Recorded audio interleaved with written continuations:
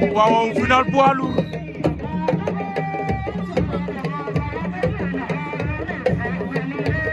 tey le 23 décembre 2024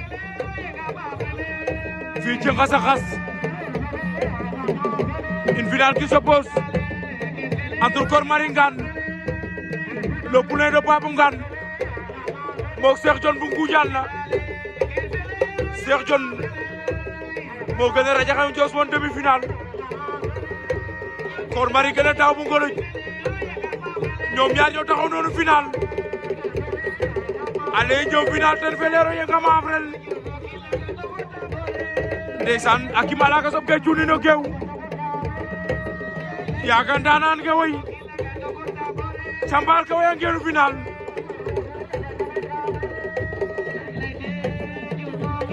Kor Marie daw na jël Cheikh Dione bañ na delloo na koog naax yi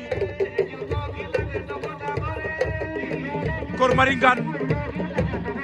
Cheikh Dione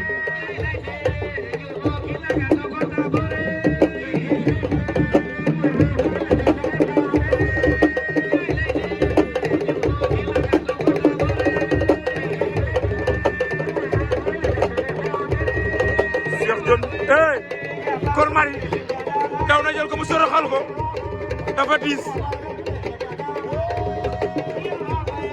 ndeysaan ñaari xale yaa ngi bëre Cheikh am na ngeen mu baatu la songole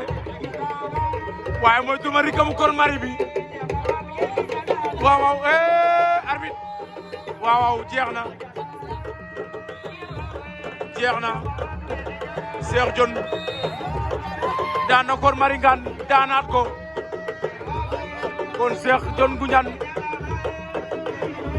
jël na la mu ji ko Kor Marie bu Ngane